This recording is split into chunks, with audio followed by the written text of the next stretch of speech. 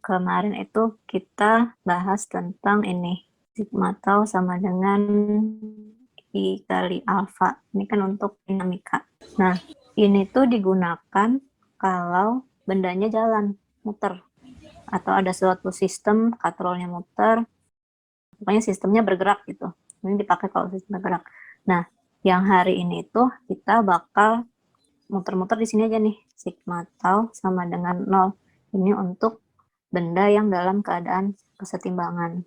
Selain momen gaya yang diamati, yang dianalisis, juga kan kalau kemarin ada sigma F sama dengan M kali A kalau yang di dinamika. Nah, di sini pun juga sigma F juga harus dianalisis sama dengan 0. Nanti si sigma F sama dengan 0 ini ada dua nih pada sumbu X dan pada sumbu Y. Jadi sigma F X sama dengan 0 dan sigma FY sama dengan 0. Ketiga ini tuh harus dipenuhi untuk kasus-kasus benda yang setimbang. Jadi ini aja pokoknya. Berarti kalau gitu yang perlu kita tahu rumusnya itu hanya ini, dari si tau sama dengan F kali R aja. Karena kita nggak pakai hubungan bahwa tau sama dengan I alfa kan, karena kan bendanya diam, pasti alfanya 0 gitu. Di sini kita cuman pakai ini aja, 0 sama dengan FR sin theta. Itu yang kemarin kalau ada benda dikasih poros di sini, kemudian ditarik ke sana, ada gaya F, ini panjangnya R, nah berapa torsinya itu yang nilainya FR sin theta ini, gitu. Tuh, jadi muter-muter sebenarnya di sini-sini aja nih, yang tahu sama dengan FR sin theta ini. Selain itu, juga kita bakal bahas tentang berat benda. Nanti ada bendanya berupa garis, ada yang berupa luasan, ada juga yang berupa bangun ruang. Jadi kira-kira yang bakal kita pelajarin tuh ini, setimbangan benda sama titik berat benda. Langsung aja ke soal, karena ini sebenarnya nggak ada gimana-gimana, pokoknya langsung pakai si analisis 3 ini. Analisis pada gerak translasinya sama gerak rotasinya. Nah, untuk gerak rotasi kan benda yang berputar pasti punya poros. Porosnya ditentukan di mana, ini tips untuk menentukan porosnya. Jadi bisa ambil titik yang paling banyak gayanya, dan ada besar gaya yang nggak diketahui di situ. Nah, itu jadikan poros aja di situ. Kemudian jangan dijadikan titik pada gaya yang ditanyakan sebagai poros. Kalau misalnya ini ada benda, dikasih gaya di sini, ditanyain F-nya berapa, terus tapi kita jadikan ini sebagai poros, nggak bakalan bisa, nggak bakalan ketemu. Karena nanti kalau sama dengan F kali R, nah si F ini kan bekerja pada poros kan. Kemarin kalau benda bekerja pada poros, momen gayanya sama dengan 0. Nanti malah si F-nya ini kita nggak bakalan bisa tahu. Gitu. Jadi jangan taruh titik porosnya itu pada gaya yang ditanyakan gitu. Misalnya kita ada soal begini, ada batang AB. Di titik A ini nggak ada dilem, nggak ada dipaku gitu ya. Jadi dia bebas bergerak. Seandainya si beban ini terlalu berat, batangnya akan nggak setimbang kan gitu. Jadi si A-nya ini dia nggak dipaku, nggak dilem, nggak diapa-apain. Benda ini bisa jatuh kalau bebannya terlalu berat gitu istilahnya. Pertanyaannya bisa macam-macam. Bisa nyari tegangan talinya, bisa nyari berapa si beban yang digantung, atau bisa juga nyari panjang batang ini berapa, tergantung nanti soalnya gimana. Nah, di soal ini, batang AB masanya 2 kg, diikat dengan tali di B, dan diberi beban 8 kg di situ. Nah, pertanyaannya berapa tegangan talinya? Oh, ini kan udah jelas nggak mungkin ada gerak ke atas atau ke bawah atau ke kanan ke kiri, jadi cukup amatin si gerak rotasinya aja, sigma tau sama dengan 0. Nah, di sini sebelum kita ngitung si sigma torsinya sama dengan 0, di gambar ini kita kasih gaya-gaya yang ada di situ, gayanya apa aja. Misalnya nih, kan dikasih tuh batang AB masanya 2 kg. Berarti batang AB itu punya gaya berat. Kita gambar gaya beratnya. Gaya berat itu di batang AB ini pasti selalu ada di tengah. Di situ ada W gitu. Nah, jadi batang AB punya berat. Kita kasih nama berat AB ya. Nanti WAB kita hitung kan massa kali G. Massanya 2, kasih G-nya 10 misalnya. Di 20 Newton. Terus si benda ini juga pasti punya berat dong. ada W beban misalnya. Kita hitung juga W bebannya, M kali G, masanya 8, G-nya 10, berarti 80 Newton. Kemudian di sini juga ada tegangan tali. Ini udah lengkap nih si gaya-gayanya. Sekarang kita hitung analisis masing-masing torsi yang dihasilkan dari setiap gaya yang bekerja pada si batang ini.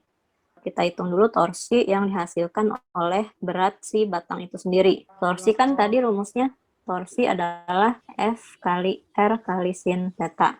Di sini F yang bekerja adalah si berat batangnya, WAB-nya. Oh ya, sorry, kita harus tentuin poros dulu ya tadi ya.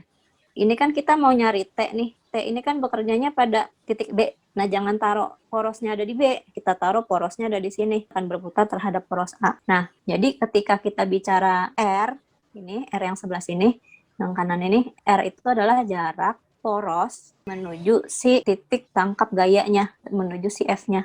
Nah, kita mau ngitung torsi yang dihasilkan oleh batang, hitung jarak poros A terhadap si titik AB.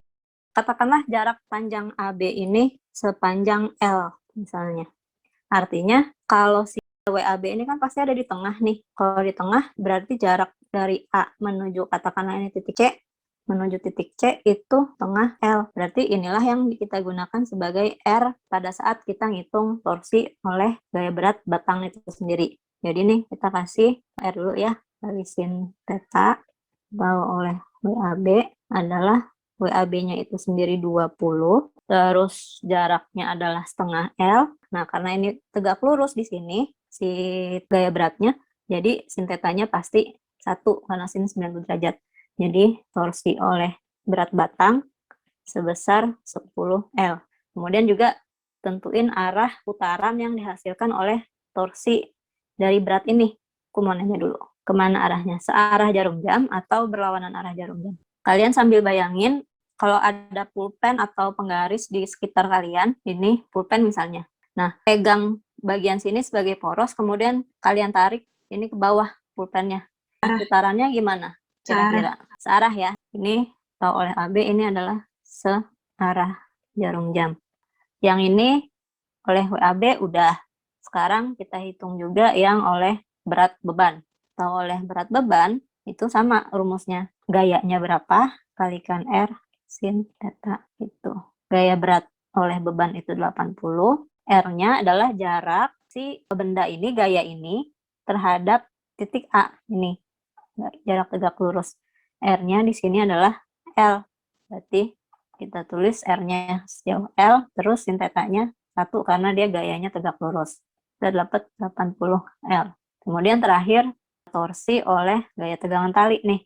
Gayanya T, kalikan dengan R, kalikan dengan sin theta-nya. Nah, T-nya kita pengen tahu berapa, R-nya jarak si tegangan tali ini, titik tangkapnya di sini ya, di titik B, tegak di sini, terhadap titik A. B terhadap A, ya jaraknya sejauh L juga. Kalikan sin theta, di sini ada sudut 30 derajat nih, kita pakai sin 30 derajat.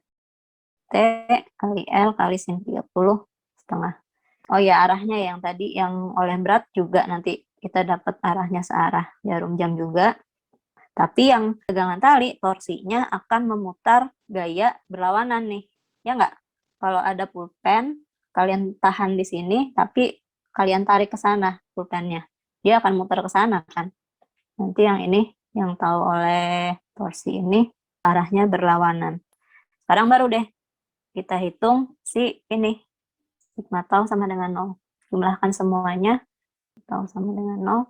Tahu oleh berat beban, ditambah tahu oleh berat si batang AB, tambah tahu oleh tegangan tali itu sama dengan 0. Nah, pada saat memasukkan angkanya, kita harus perhatikan arahnya. Kemarin kan udah sepakat tuh, kalau yang searah itu negatif, kalau yang berlawanan itu positif kan. Nah, kita tulis WB kan ini, searah jarum jam. Ini. Nah, karena dia searah, kita tulis minus 80 L ditambah torsi oleh WAB. Yang ini, searah jarum jam juga ditambah min 10 L ditambah lagi yang berlawanan arah jarum jam positif.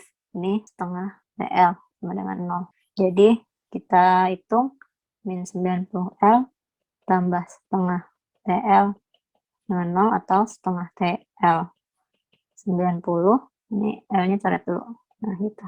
Jadi T-nya 90 dibagi setengah atau 180 Newton. Gitu. Kita lanjut ke soal yang ini.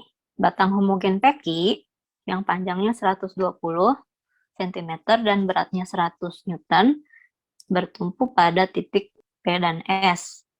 Berat beban yang harus digantung pada ujung Ki supaya batang peki tepat akan berotasi terhadap S. Berarti artinya nanti di soal ini akan ditaruh beban di titik Q nih, di sini.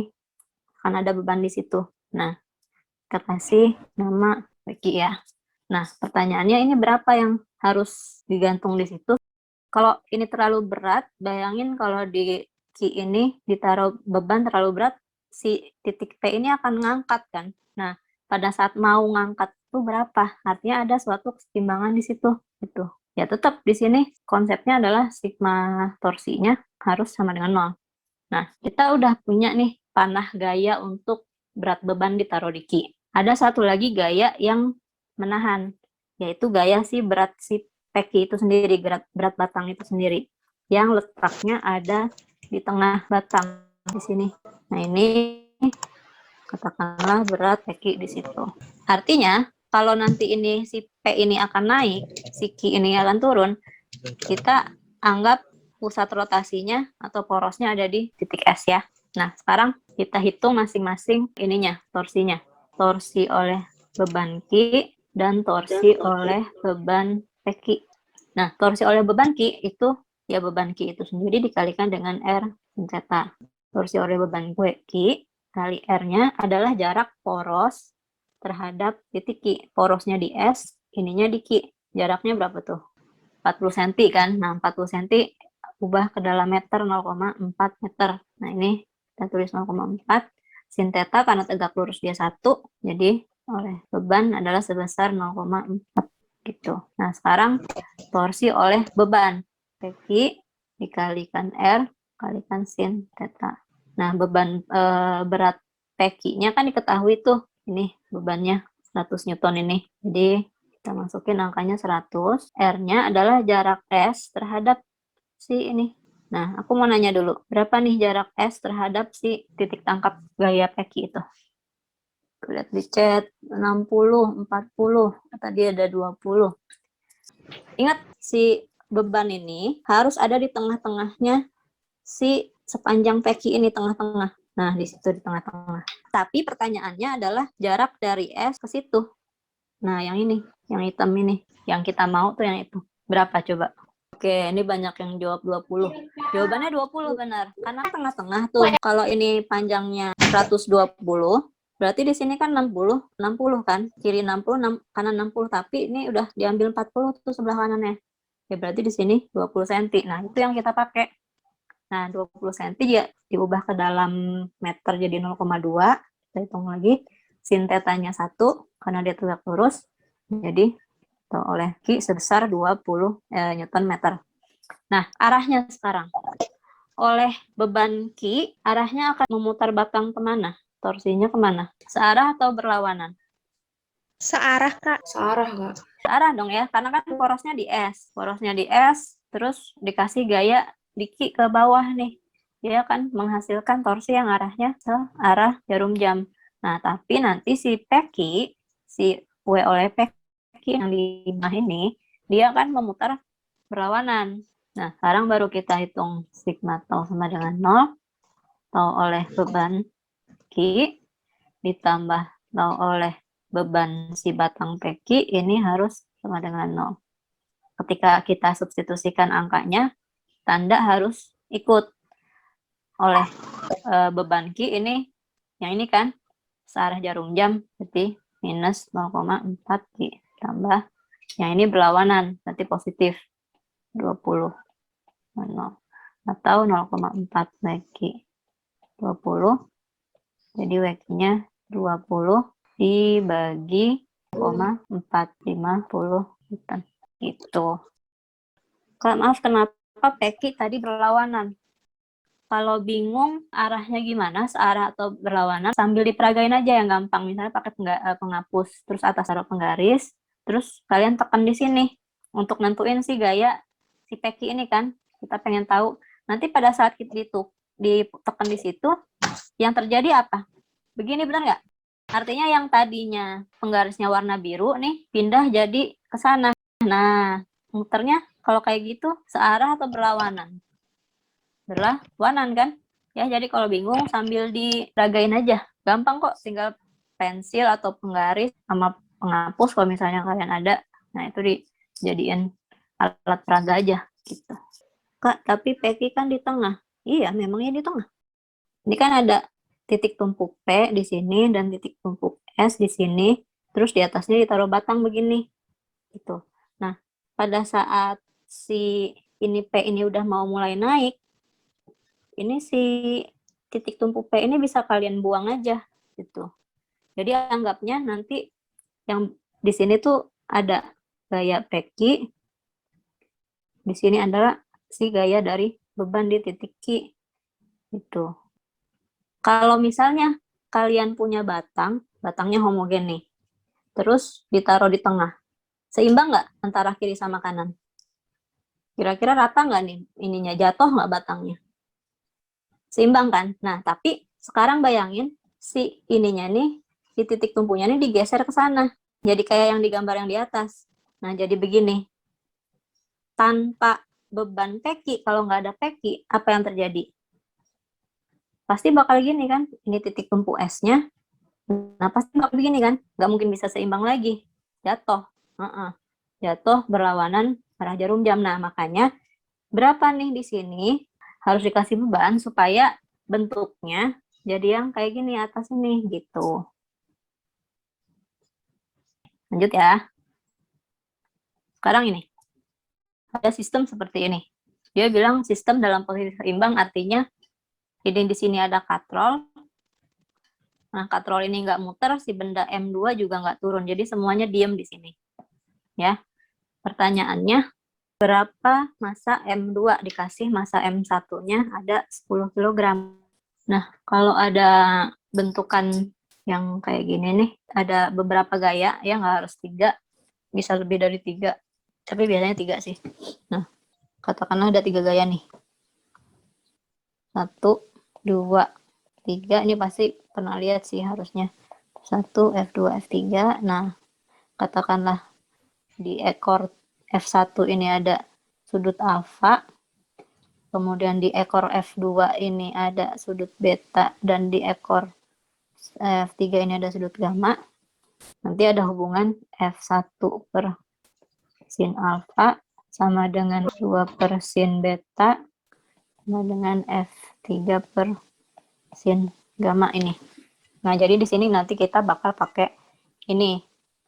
Kita punya 3 gaya di sini. 1, 2, 3. Ini T1, ini T2, dan ini M1. Sekarang gini, lihat gambar sini. T2 di sini, yang sebelah kiri ini, pasti akan sama dengan T2 di sini. Kemudian, kalau katrol nggak muter, gaya ke sana dengan gaya ke bawah, itu harus sama. T2 dengan M2 ini harus sama. Sebenarnya sih harusnya pakai sigma tau sama dengan itu. Tapi ini kita pakai logika kita aja, pakai nalar kita aja. Atau gini aja gampangnya. Tanda si merah ini nggak gerak, box ini nggak gerak, gaya ke kanan FA dengan FB harus sama kan. Nah, ini pun sama. Supaya nih katrolnya nggak muter, gaya oleh T2 dengan gaya oleh M2 juga harus sama. Artinya nanti T2 sama dengan M2 gitu. T2 sama M2 sama dengan W2. Karena ini kan ada W berat. Jadi T2 akan sama dengan W2. Nah, jadi pada saat di sini kita taruh T2 sama dengan W2. Harusnya ini W1. Nah, sekarang selain punya gaya-gayanya, ini gaya-gayanya udah ada nih. F1, F2, F3-nya nanti ada T1, ada W2, ada W1. Nah, sekarang tinggal sudut-sudutnya. Tadi ini 60 ya, di sini. Di atas ini 60. Kita ambil garis panjangin garis mendatarnya. Ini 60 juga. Karena dalam berseberangan. Berarti kalau gitu yang ini semua berapa di situ? Ini siku-siku nih pasti. Siku-siku berapa? 90 kan? Nah, berarti yang gede ini 150 derajat. Berarti sudut di sini nanti 150. Terus lagi juga yang ini kita kasih garis vertikal. Nih, siku-siku di situ. Ini pasti 30 dong. Ya enggak sih? 30. Nah, yang diminta adalah semua ini. Yang di sini siku-siku 90, berarti ini semuanya 120 derajat. Nah, kita taruh itu di sini 120 derajat. Nah, ini jelas pasti siku-siku 90 derajat. Nah, baru kita hitung gunakan rumus yang tadi. T1 per sin, terus ada W2 per sin, dan W1 per sin. Nah, lihat W1 ekornya nempelnya ke siapa? Ke sini kan? Nah, ini berarti 90 gitu. T2 atau W2, lihat ekornya nempelnya ke 150. Terus W1 ini ekornya nempelnya ke 120. Oh, kita mau nyari M2 aja. Kita mau nyari M2 ada di dalam sini nih. Dan kita punya W1 ada di dalam sini. Nah, ini aja yang kita pakai. Ya, W2 itu M2 kali G per sin 150 nanti hasilnya setengah. Sama dengan W1 itu M1 kali G per sin 120 itu setengah per 3. Nanti G-nya boleh coret nih, buang. Terus masukin angkanya. Oh, sorry, setengah juga boleh buang ya. Tuh. Jadi nanti M2-nya M1 per 3. M1-nya dikasih 10. Gitu. Kita lanjut ya. Batang homogen AB. Ya, panjangnya L.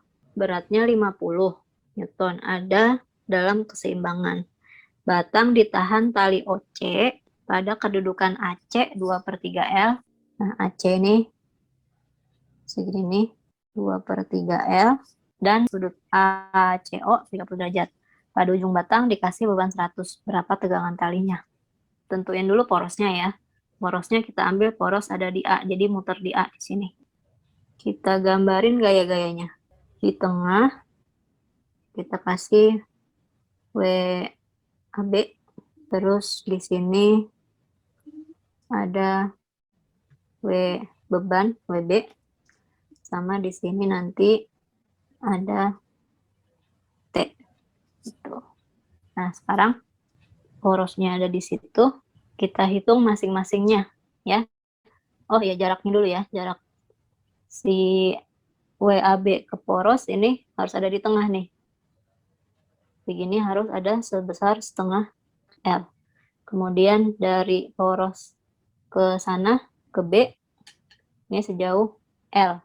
Kemudian dari poros menuju titik tangkap T, begini, ini ada sebesar 2/3L. Nah, ini ya gambar gaya-gayanya. Sekarang kita hitung masing-masing torsinya. Pertama, torsi oleh berat si AB.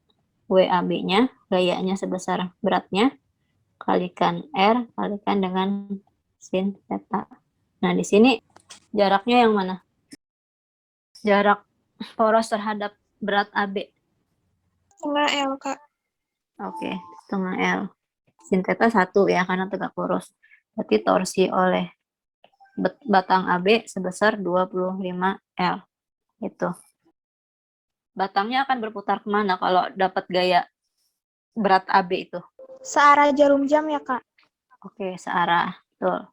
Nih, 1 ya, dapat udah. Kemudian yang kedua, torsi oleh berat si beban. Adalah berat beban kali R kali sin theta. Ininya besarnya 100, R-nya berapa? L, Kak. Oke, L. Sin theta 1. Berarti ini 100 L. Arahnya kemana? Searah jarum jam. Oke, sepakat ya, searah ya.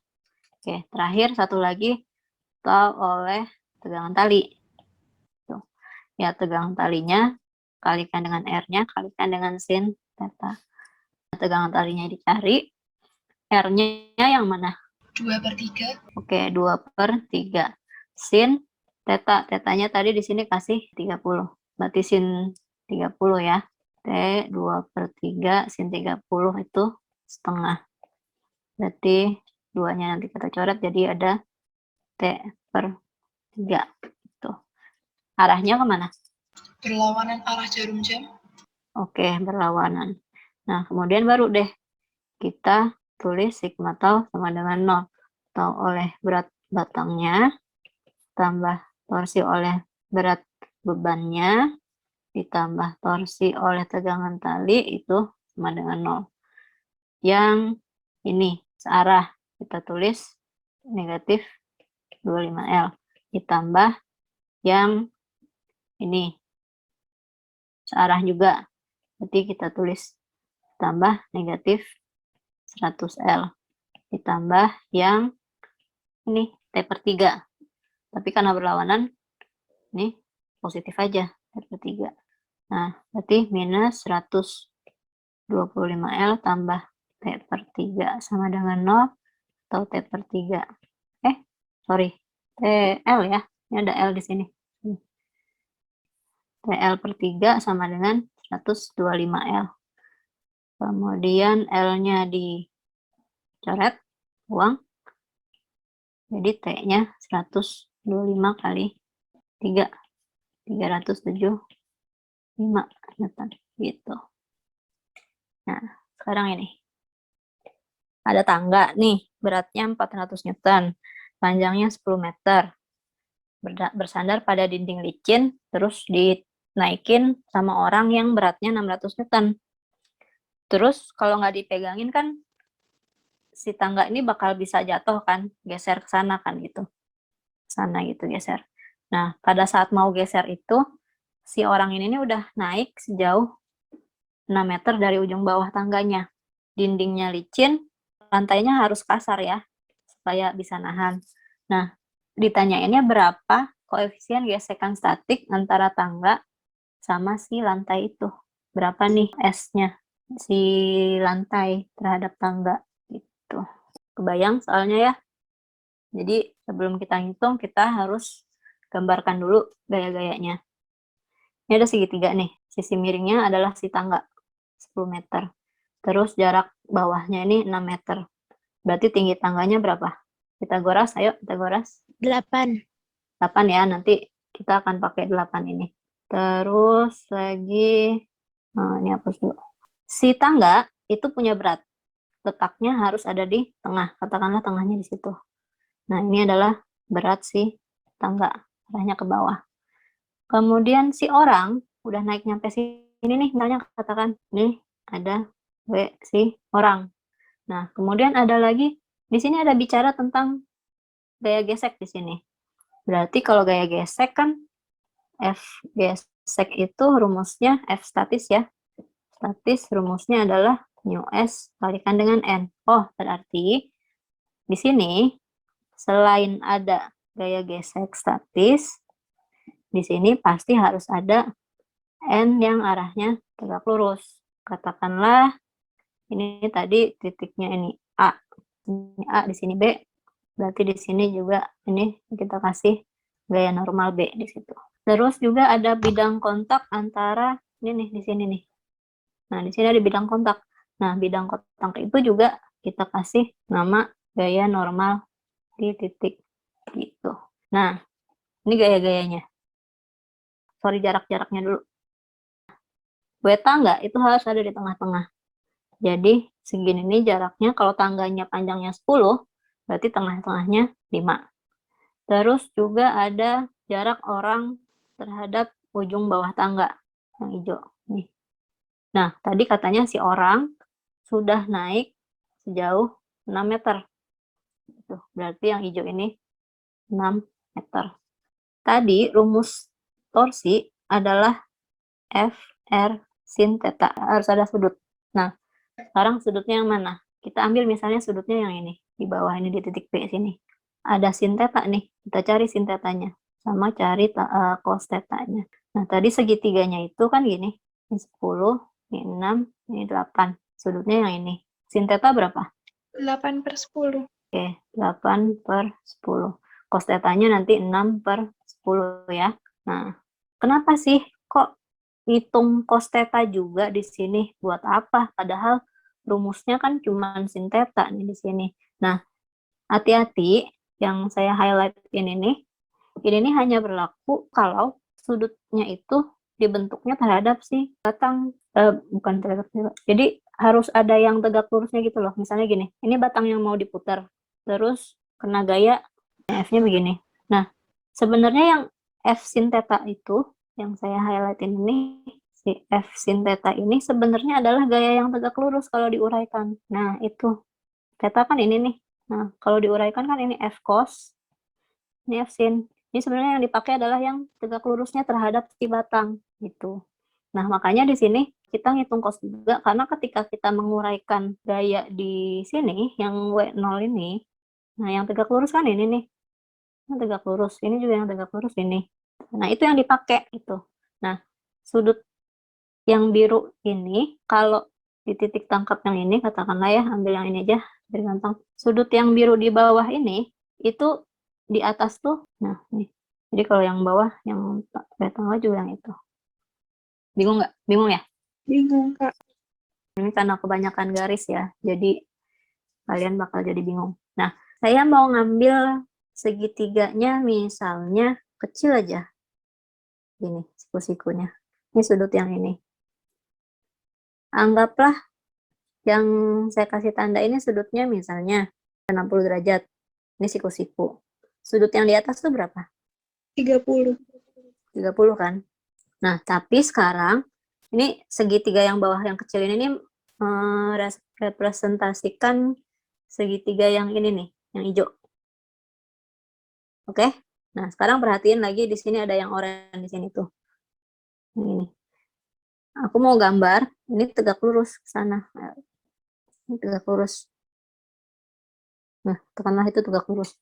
Jadi si yang merah ini tegak lurus. Nah, yang merah ini udah 30. Sampingnya berapa? 60. 60 itu sama nggak dengan yang di bawah tadi yang ini? Berarti kalau gitu yang ini biru kan? Nah, ini pun sama. Makanya di sini yang ini biru, di sini yang ini. Nah, ini biru di sini. Ini biru di sini. Karena seandainya ini 60, katakanlah tadi, katakanlah yang dipanahin ini 60, yang ini 30, sampingnya 60. Berarti yang di B ini sama dengan yang di sini, yang biru itu. Di sini paham nggak? Paham, Kak. Oke. Nah, ini udah tandain ya. Yang biru di B, itu biru di dekat sini, dekat oranye sama dekat oranye sini. Nah, si yang oranye ini jadinya W sin atau W cos theta. Ayo, yang mana? Kalau bingung saat menguraikan gaya, ya, yang nempel sama sudut, itu dapat cos. Nih, ada gaya nih. Terus kita uraikan nih, sumbu X, Fx, sama sumbu Y. Nah, kalau kita kasih sudutnya sebelah situ, si Fx ini kan nempel sama sudut. Nah, si Fx ini dapat cos, F cos theta. Si Fy-nya, ya bukan cos ya, berarti pasti F sin theta. Tapi kalau misalnya sudutnya dipindah, tekan lagi nih F. Nah, sudutnya di sini, tuh tetanya itu, si Fy-nya kan nempel sama sudut. Nah, si Fy-nya itu F cos theta. Si Fx-nya jadi F sin theta. Gitu. Jadi yang nempel sama sudut itu dapat cos pokoknya. Nah, lihat tuh di sini. Si garis oranye ini nempel sama sudut kan? Nah, berarti si oranye ini dapat cos gitu. Jadi ini kita kasih kayak orang cos theta maksud tuh. Nah, yang ini W tangga cos theta. Itu ya. Nah, tapi yang si gaya normal nanti di sini yang ini NA itu diuraikan juga, tapi dia mah dapatnya sin. Nih, diuraikan ya. Lihat yang oranye bawah, B. Sudut theta ini. Nah, sudut theta ini di atas, karena dalam berseberangan. Nah, karena yang nempel sama sudutnya dapat cos, berarti ini NA cos theta, NA sin theta. Sekarang kita tentuin porosnya ada di mana. Karena paling banyak gaya tuh ada di sini nih, di titik B, makanya porosnya kita taruh ada di sini, di titik B ini sebagai poros, gitu. Baru kita hitung torsi-torsinya. Torsinya ada apa aja? Pertama, si oleh berat tangga yang dipakai yang tegak lurus ya. Nah, katakanlah ini, aku ganti warnanya deh, ada, ingat porosnya di B. Nah, yang tangga dulu. Yang dipakai itu yang oranye ini atau yang merah saat menghitung torsinya. Ingat torsi kan kita harus hitung F kali R. Nah, ini F-nya harus yang tegak lurus sama si batang. Yang dipakai yang mana? Yang oranye apa yang merah? Oranye, Kak. Oke, oranye ya. Sekarang untuk berat orang, torsi oleh yang ditimbulkan oleh berat orang, kita pakai yang biru atau pakai yang merah? Yang biru, Kak. Oke, yang biru. Terus gaya normal di A, torsinya pak oranye yang sin, oranye yang cos, atau yang biru? Oranye yang sin. Oranye yang sin. Oke. Sin. Ini yang nanti kita pakai untuk torsi. Nah, kenapa di sini? Di B ini, aku nggak nanya-nanya pakai yang mana atau diuraikan apa enggak. Kenapa coba? Ada yang bisa jawab nggak? Kenapa si NB sama si FS ini kok nggak diapa-apain dari tadi gitu, nggak jadi masalah apa-apa gitu? Kok dicuekin Karena aja? dia Kira-kira poros, kenapa? Kak. Iya, karena dia poros. Benar, karena berada di poros, nanti otomatis taunya akan bernilai 0 di sini ya. Gitu. Jadi kita nggak usah pusing-pusing. Ini tahu olah gaya gesek juga 0. Nanti ini kita nggak usah pusing-pusingin ini, 2 ini. Gitu. Makanya tadi poros kita taruh di titik B. Gitu. Oke. Nah, sekarang kita hitung masing-masing torsinya. Pertama, torsi oleh si tangga dulu. Nah, berhubung ini udah diuraikan, si sin yang ada di rumus di awal tadi, ini yang hijau ini, si sinnya ini nggak usah dipakai lagi ya, karena ini udah tegak lurus semua nih. Yang kita punya ini udah tegak lurus semua. Ini 3 biji ini udah tegak lurus semua. Jadi nggak usah pakai lagi sin yang itu. Jadi tinggal langsung aja WT cos theta kalikan dengan R, terus torsi oleh berat orang itu cos theta.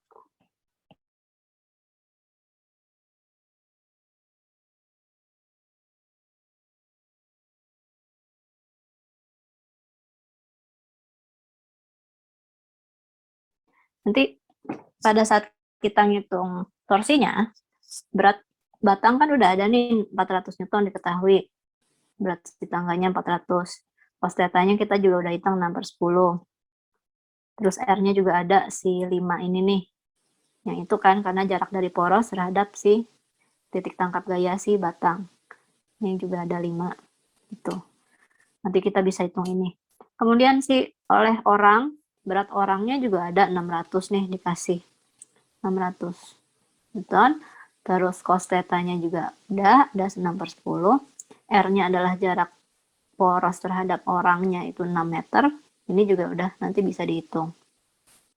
Nah, pada saat ngitung yang ini, yang terakhir ini, gaya normalnya ini kita belum punya. Nah, itu bisa dapat dari mana? Itu bisa dapat dari, ini kan yang kita lakukan di sini nih, baru untuk gerak rotasinya aja. Kita belum analisis gerak translasinya. Belum ada tuh. Nah, kita hitung cari gerak translasinya. Tadi gayanya gini. Di sini ada NA. Di sini ada NB. Kemudian ada FS. Terus juga ada berat tangga. Ada juga berat orang. Nah, ini kita analisis ininya, gerak translasinya. Si apa? fx, sigma fx sama dengan 0, dan sigma fy sama dengan 0. Itu. Di sigma fx, di sumbu x aja, ada si NA sama fs. Nah, ini harus 0. Katakanlah ke kanan positif, jadi NA dikurangi fs sama dengan 0, nanti NA-nya sama dengan fs. Kita butuh NA kan? Tadi tuh buat ngitung di sini nih. Nah, ya enggak? NA sama dengan fs. Tapi fs ini bisa dicari dari mana sebenarnya? Fs itu kan di sini. Di kontak di bawah sini. Nah, itu kita harus punya tadi F itu adalah nih, mu S kali N. Nah, N-nya apa? N-nya adalah si ini, NB ini. Nah, berarti kan dia arahnya pada sumbu X, pada sumbu Y tuh. Nah, kita analisis juga pada sumbu Y-nya. Pada sumbu Y-nya ada si NB, tetangga, sama W orang. Kita hitung. Katakanlah ke atas positif, berarti NB positif ke atas, WT sama W orang ke bawah tuh. Berarti min W tangga min W orang sama dengan 0, berarti NB-nya sama dengan W tangga tambah W orang. Nah, bisa kita hitung nih, W tangganya tadi 400 ya. 400 sama 600. 400 tambah W orangnya 600, berarti NB-nya 1000. Nah, ini kita substitusikan ke sini, bahwa NA mu S kali NB. Si Fs-nya itu. Nah, masukkan ke situ NA-nya mu S kali 1000. Atau NA-nya 1000 mu S. Nah, ini kita hitung di sini. Masukin di sini. Mu S, sin theta-nya tadi kita punya 8/10.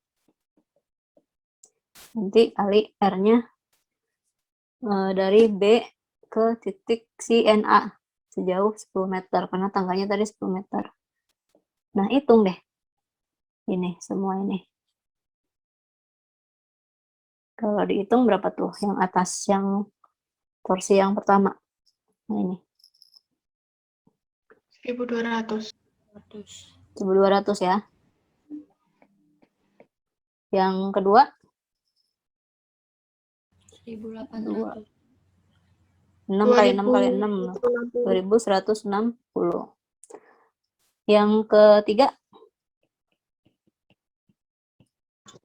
8.000. 8.000 US ya. Dan US-nya di situ. Nah, sekarang kita udah punya nih 3 buah torsi yang bekerja pada si tangga dengan titik porosnya ada di B. Nah, nanti arah putarannya sekarang. Kita perlu iniin arah putarannya. Yang pertama, arah putarannya kemana? Berlawanan arah jarum jam. Yang lain setuju? Berlawanan arah? Setuju ya, berlawanan arah ya. Berarti nanti ini tandanya dia akan positif. Oke. Yang kedua, arahnya kemana? Oleh si orang ini memutarnya kemana? Berlawanan arah. Ya, berlawanan arah juga. Nah, nanti terakhir oleh si gaya normal di titik A, muternya kemana? Searah jarum jam. Searah. Searah berarti nanti ini tandanya negatif. Oke. Sekarang kita hitung sigma tau sama dengan 0. Ini jumlahin semua, tapi tandanya harus ikut. 1.200 tambah 2.160 tambah 8.000 US sama dengan minus ya. Sorry. Minus 8.000 mil sama dengan 0. Jadi 360 8.000 US 0 berarti 8.000 US sama dengan 3360. US-nya 3360 dibagi 8.000. Nanti ini akan dapat hasilnya 0,42. Nah, berarti terjawab tuh. koefisien gesek statis antara lantai dengan tangga sebesar si mu S sama dengan 0,42 gitu. Nah, kalau mau rapih seperti ini pengerjaannya. Tuh, kalau mau rapih gini. Jadi kalau ngerjain soal gini harus dianalisis translasinya gimana dan rotasinya seperti apa gitu ya. Harus dipenuhi sigma fx sama dengan 0, sigma fy sama dengan 0, sama sigma torsi sama dengan 0 gitu. Kita lanjut ke soal berikutnya. Ada batang peki. Batangnya masanya 40 kg, berarti kalau masa batangnya 40 kg, dia punya berat batang sebesar 400 Newton. Yang panjangnya 3 meter. Artinya dari P ke Q ini, nah ini P ke Q jaraknya 3 meter. Terus diberi tumpuan pada P dan Z, berarti mirip dengan soal yang sebelumnya tadi ya, yang mana tuh, nah kayak gini ya, mirip kayak gini. Dikasih tumpuan, ada 2 tumpuan P dan Z, dengan PZ-nya 2, berarti segini ini 2. Artinya segini dari Z ke Q berapa? 1 meter. Ya. Pertanyaannya, kalau ada seorang anak yang masa anaknya 25 kg, yang punya berat berarti sebesar 250 Newton, kalau ada anak yang beratnya 250 Newton, itu jalan dari P menuju Q, berapa jarak terdekat anak terhadap ujung Q? Berarti yang ditanya yang mana? Dari Q ke si anak. Ini, berapa nih jarak X ini? Kalau ujung Q mulai terangkat. Ya dong, kalau dia jalan terus aja, dia bakal apa? Jatuh kan, terjungkal kan. Nah, berapa tuh jarak paling dekat ya bisa mendekati si titik Q? Gitu. Nah, di sini ada gaya apa aja yang bekerja pada batang peki? Pertama, pasti ada gaya dari si anak. Ini adalah W, anak, berat si anak. Kemudian ada juga beratnya si batang dong. Kita udah punya gaya. Porosnya, udahlah kita ambil aja di titik Z ini sebagai poros ya. Nanti porosnya di sini. Terus juga kita perlu apa lagi? Kita perlu jarak kan? Bener nggak? Kita perlu jarak. Berapa nih jarak dari Z ke berat sama berapa jarak dari Z ke anak. Nah, kita amatin di sini. Karena ZQ jaraknya 1 meter dan Q ke anak jaraknya X, berapa nih jarak dari Z ke anak? Berapa di situ? 0,5. 0,5. Dari mana? 1 min X. Nah, 1 min X, karena kan ini belum tahu nih. X-nya kan justru kita mau cari itu. Z ke Q-nya 1.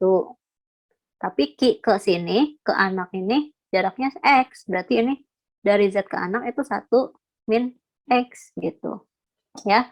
Terus tadi ada gaya berat batang di sini. Ingat, gaya berat batang itu pasti ada di tengah. Nah, berapa jarak dari Z ke berat batang? Batangnya panjangnya 3 meter. Tengah-tengahnya ada di mana? Nih, tengah-tengahnya di sini. Ya, tapi Z itu ada di sini. Z itu 1 meter jaraknya. Tapi ini tengah-tengah. Ini ke sini harus tengah-tengah. Berapa? Kalau 3 meter, tengah-tengahnya 1,5. Nah, yang diminta tuh yang ini. Begini aja. Berapa nih? Di chat ada yang bilang 0,5. Itu, 0,5 itu. Karena ini 1,5. Ini 1. Ini 1,5. Ya, berarti yang ini 0,5 kan? Benar nggak? Ya. Jadi nanti kita taruh di sini.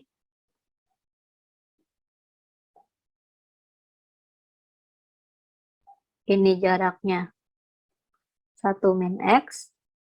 Yang ini jaraknya 0,5. Udah deh, tinggal di ini aja. Nah, kalau ininya cuman ada dua gaya begini, dan pasti seimbang, ya pasti kalau gitu, ini kan saling tarik lah gitu. Kalau kayak tadi ini F1, ini F2 mau seimbang. Ya, kalau gitu harusnya apa? F1 sama dengan F2 kan. Nah, ini pun sama. Kita langsung aja, atau oleh batang harus sama dengan torsi oleh anak, gitu aja. Itu boleh langsung kayak gitu. Dibanding harus hitung dulu ini, oleh ini berapa, terus yang oleh anak berapa, terus analisis gaya juga. Tapi kalau cuma ada dua, kita bisa langsung ini aja, gitu ya. Jadi berat anak kali R-nya 0,5 sama dengan, berat batang ya, kali 0,5 sama dengan berat anak kali 1 min X. Tadi berat batang sama berat anaknya udah punya. Berat batangnya 400, berat anaknya 250. Gitu. Ini 200 kan? 250X. Gitu. Nanti pindah ruas, 250X sama dengan 50 kurang 5, 200. Jadi 250X sama dengan 50. X-nya 50 dibagi 250. 0,2 meter. Gitu. Berarti ini jarak si anak ini paling dekat, cuman sampai 0,2 meter. Gitu. Oke. Lanjut ya. Itu kan tadi di awal aku udah bilang kalau di sini ada dua yang bakal dibahas. Pertama keseimbangan sama titik berat. Nah, sekarang yang titik beratnya. Bentar. Ada yang nanya nih. Kalau kayak gini nggak pakai muter searah atau... Iya, nggak perlu, nggak apa-apa. Karena sebenarnya yang tadi tuh, karena cuma ada dua gaya di sini. Kalau cuma ada dua gaya, bisa langsung aja. Kayak yang tadi tuh, yang ini. Ini bisa aja langsung kita bikin bahwa torsi oleh berat ki itu sama dengan torsi oleh berat batang peki aja langsung. Boleh, karena gayanya cuma ada dua. Itu langsung aja. Karena tuh kalaupun pakai analisis arahnya kemana, pasti akan sama aja. Maksudnya kenapa langsung begini ya biar lebih cepat aja gitu. Kalau ada cuma dua, kalian bisa langsung gini torsinya disamain aja. Gitu ya. Sok, ada yang mau nanya lagi nggak?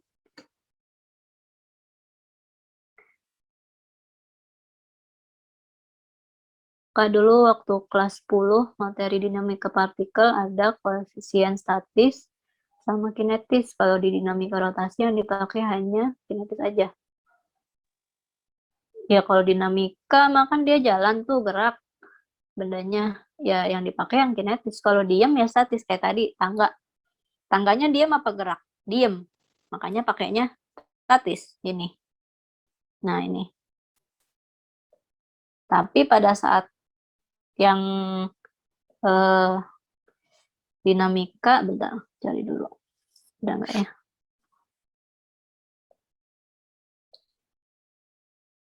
Nah, pas dinamika di sini misalnya si F gesekan yang dipakai di sini, ini ada F gesekan di situ, F gesek ini, nah itu F gesek statis yang dipakai. F gesek kinetis yang dipakai. Tuh. Atau misalnya ini kasusnya ininya licin. Ini kan licin, kalau kasar ya yang dipakai kinetisnya. Bentar.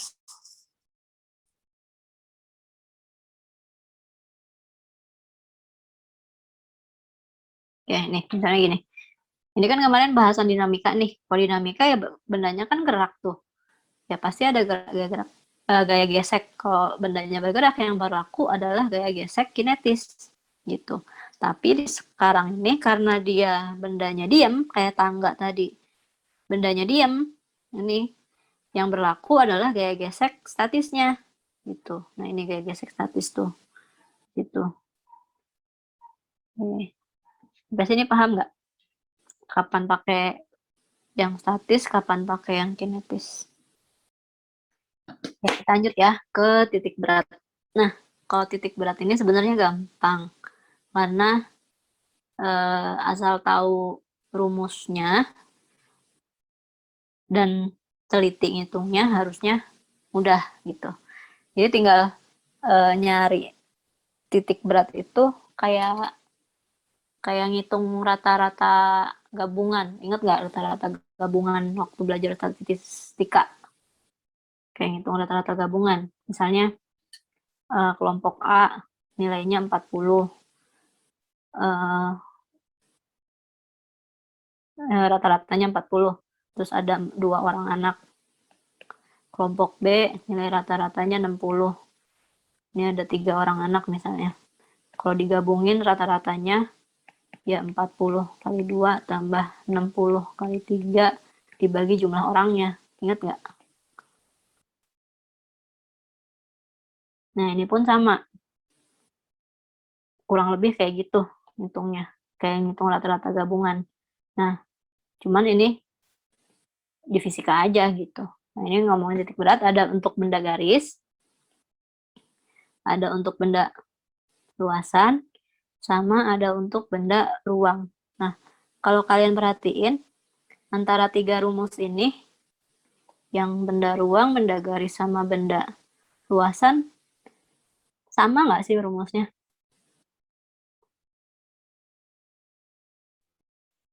Sama kan? Mirip-mirip kan? Kalau benda garis mah dia dimensinya panjang, makanya dia L di sini tuh. Ini L, L, L, L, gitu. Ya kan? Nah, kalau luasan mah dia dimensinya berupa luas, ya makanya di sini A, luas 2, luas sampai N. Nah, kalau benda ruang, dia dimensinya ya berupa ruang. Dia jadinya volume. Yang dihitung adalah volumenya. Tuh. Sama, jadi sebenarnya cukup ngapalin apa? Sekali aja salah satu. Yang penting tahu apa namanya, lagi mau ngitung apa gitu. Ya, jadi gitu. Nah, misalnya bendanya bentuknya garis.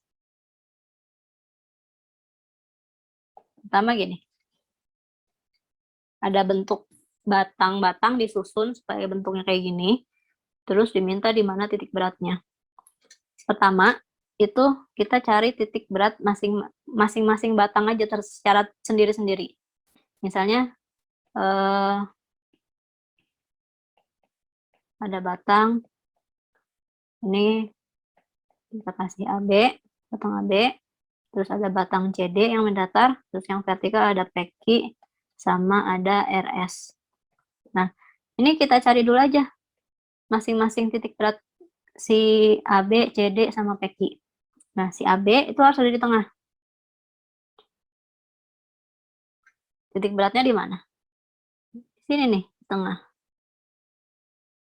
Nah, koordinat ini apa koordinatnya? Ini udah sesuai, kotak-kotaknya udah aku sesuaiin ya. Koordinatnya apa tuh si AB? 3,0 ya, Kak? 3,0 apa berapa? 3,3, Kak. 3,3. Kenapa 3,3? Karena ke kanan 3, naik kan 3 tuh. Iya kan? Bener nggak? Ya. Jadi, di sini kita isi 3,3. Nah, sekarang titik berat untuk batang si CD. Batang CD panjangnya 2. Tengah-tengahnya ya pasti di sini. Nah, koordinat itu apa? Apa koordinat? 6,6, Kak. Oke, 6,6. Karena ini lihat A ke B kan 2 sama 4 tuh 6, ya kan? Ke kanan. Terus naiknya dari S ke R, dia 6 juga. Berarti koordinatnya dia 6,6. Kemudian PQ. tengah-tengahnya ada di mana? Ini panjangnya 4 nih, tengah-tengahnya ada di situ dong. Nah, koordinatnya apa tuh? Berapa koma berapa? 2,5. 2,5. Ke kanannya 2, naiknya 5. 2,5. 2,5. Sekarang RS. RS panjangnya 6. Tengah-tengahnya ada di B. Nah, koordinat B apa? 6,3. Oke, 6,3. Ini kita tulis 6,3. Nah, katakanlah ini batang nomor 1, ini nomor 2, ini nomor 3, ini nomor 4. Berarti ini X1, ini Y1, ini X2, ini Y2, ini X3, ini Y3, dan seterusnya. Nah, pakai deh rumusnya. Kalau mau nyari titik berat koordinat untuk absisnya, untuk X-nya, ya tinggal panjang batangnya. Panjang batang AB berapa? 6. 6. Panjang batang CD? 4. 4. Panjang batang PQ? 4. Panjang batang RS? 6. Nah, ini yang dihitung. Panjangnya dikalikan dengan X-nya. Jumlahin aja semua. Jadi kalau ngitung X titik berat ada di mana, yang dihitung adalah si ini. Ini kali itu, ditambah itu kali itu, tambah itu kali itu, tambah itu kali itu. Dibagi dengan jumlah panjangnya. Nah, hitung ya. 3 kali 6 ditambah 6 kali 4. Ini 6 kali 4, 3 kali 6. Terus 2 kali 4. Terus ditambah 6 kali 6. Dibagi, panjangnya ini jumlahkan semua. 6 tambah 4, tambah 4, tambah 6. Gitu. Hitung deh. Gitu. Ya, bisa lah ya hitungnya ya. Kemudian kalau mau nyari Y0-nya, koordinat Y-nya, koordinatnya berapa? Nah, ya sama kayak tadi. Tinggal yang dikaliin sekarang bukan X-nya, tapi Y-nya. 3 kali 6, 6 kali 4, 5 kali 4, 3 kali 6, ini jumlahin semua. 3 kali 6, tambah 6 kali 4, tambah 5 kali 4, tambah 3 kali 6, dibagi, sama jumlahnya ini. 6 tambah 4, tambah 4, tambah 6. Nah, Y-nya tinggal hitung. Nanti koordinat titik beratnya adalah si X0, Y0. Gitu. Nah, kira-kira gitu. Nah, ini. Kalau dihitung benar-benar hasilnya itu. Yang atas. Bisa ada pertanyaan nggak?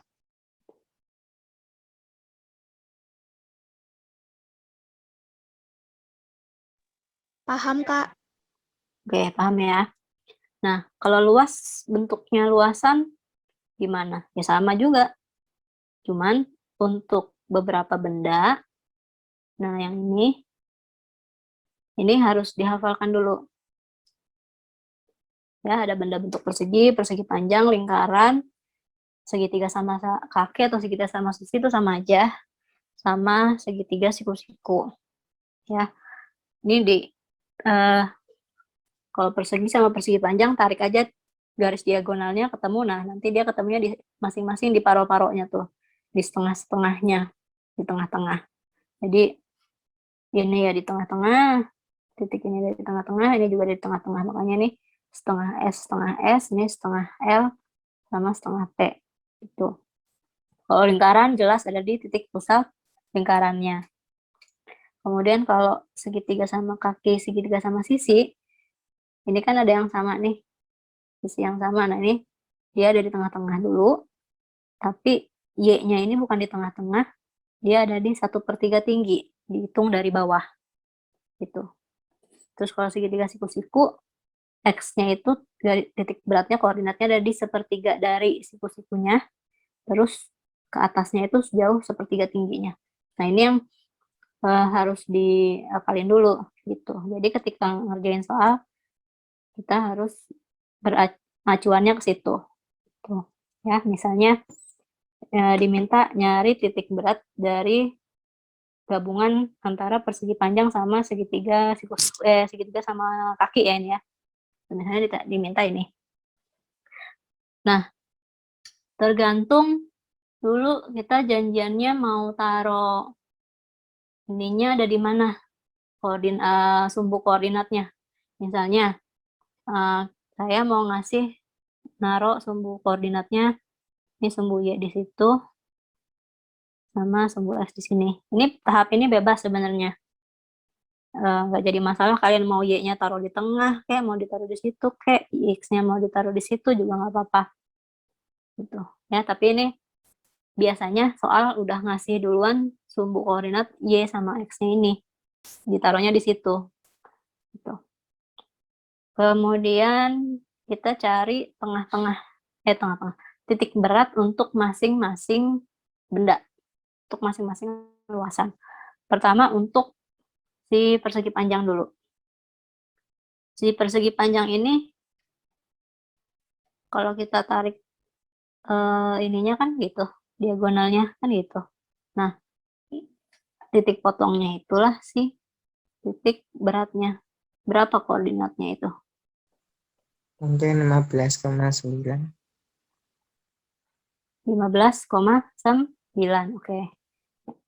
Tengah-tengahnya kan, karena kan panjangnya 30, tinggi, lebarnya 18. Berarti ini ke sini 15, ke atasnya 9, berarti 15, 9. Oke. Luasnya. Berapa luasnya?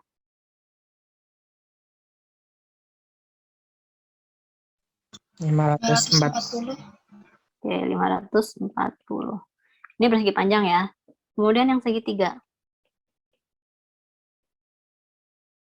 Ini ada tanda sama dengan ini di sini nih. Berarti dia sama-sama 18. Terus ini tarik tengah-tengah. Nah, kita kan butuhnya tinggi. Ini ada di sini 15. Tinggi segitiganya berapa?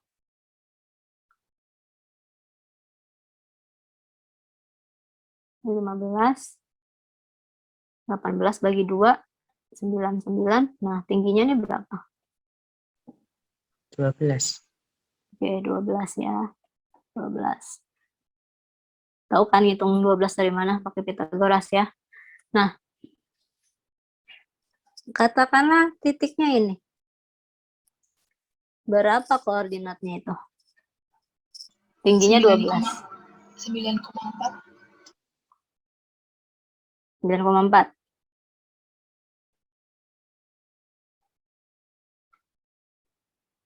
Karena ini 9 ini 4. Gitu.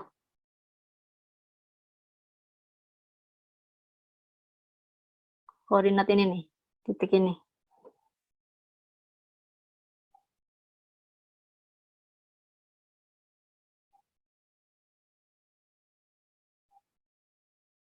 Berapa coba? Ayo.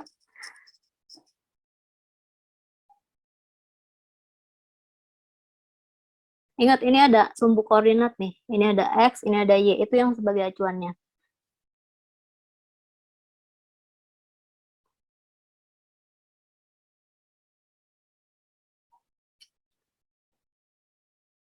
Ayo, berapa coba? 9. Ini 18. Ini 30. Kalau ini 30, atasnya 18, yang ini berapa? 12. X-nya itu yang X-nya si segitiga itu dari sini, dari sumbu Y ke titik berat. Berapa?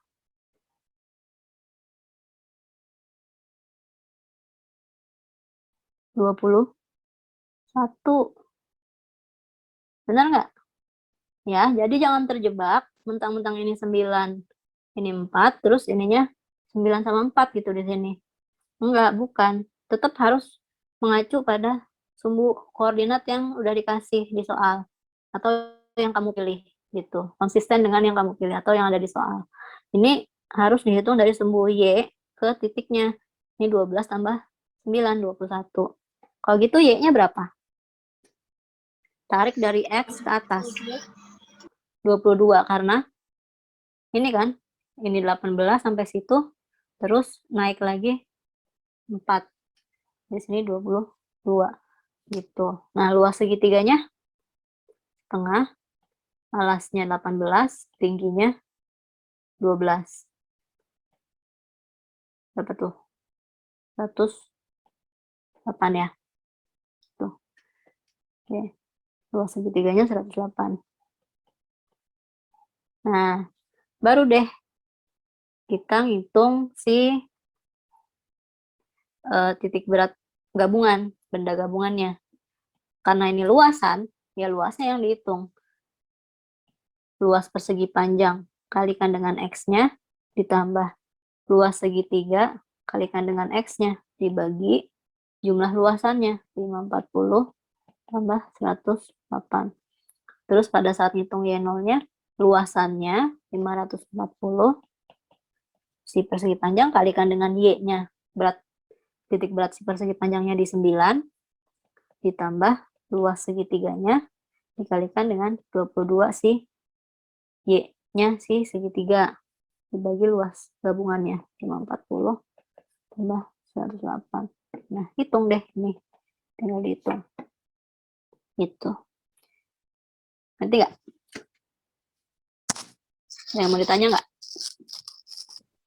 Kak, saya masih nggak ngerti yang nentuin X, Y segitiganya, Kak. X, Y, yang mananya? Yang ini? Iya, Kak. Oke. Nih, perhatian sini ya.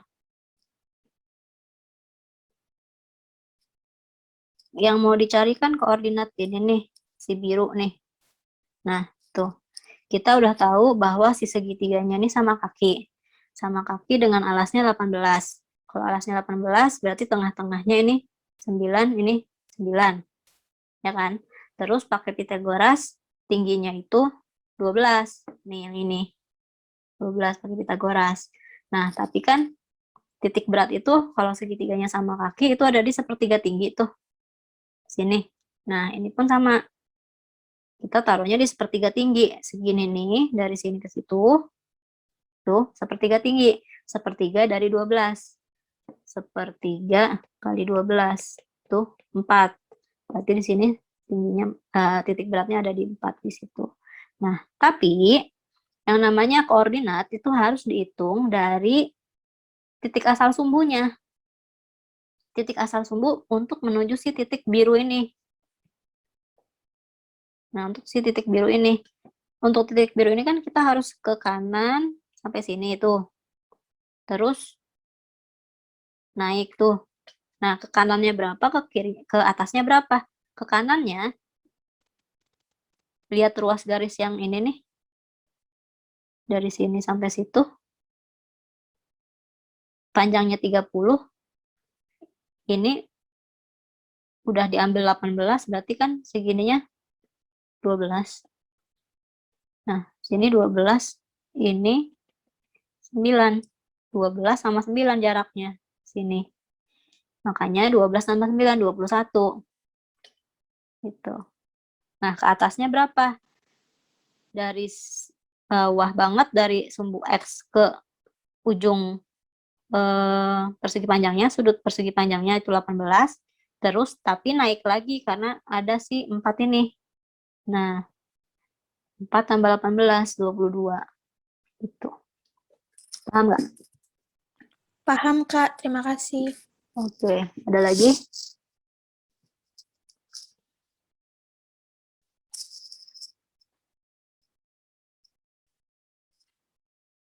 Ya, jadi kalau bendanya bentuknya luasan, yang perlu dihafalin itu adalah si bentuk-bentuk bangun datarnya. Gitu. Apakah dia persegi, apakah persegi panjang, lingkaran, sama segitiga. Nanti ada 2 macam segitiganya. Yang segitiga sama kaki atau sama sisi sama aja, sama segitiga siku-siku. Tuh. Terus lagi kalau untuk benda yang bentuknya bangun ruang, ini sebenarnya ada yang, ini kan aku nulisnya pejal semua nih.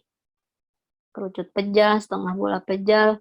Nah, itu ada juga sebenarnya yang kulitnya aja, yang selimutnya aja. Nah, itu bisa pasti ada lah di buku kalian. Yang penting secara umum cara ngitungnya sama aja kayak tadi.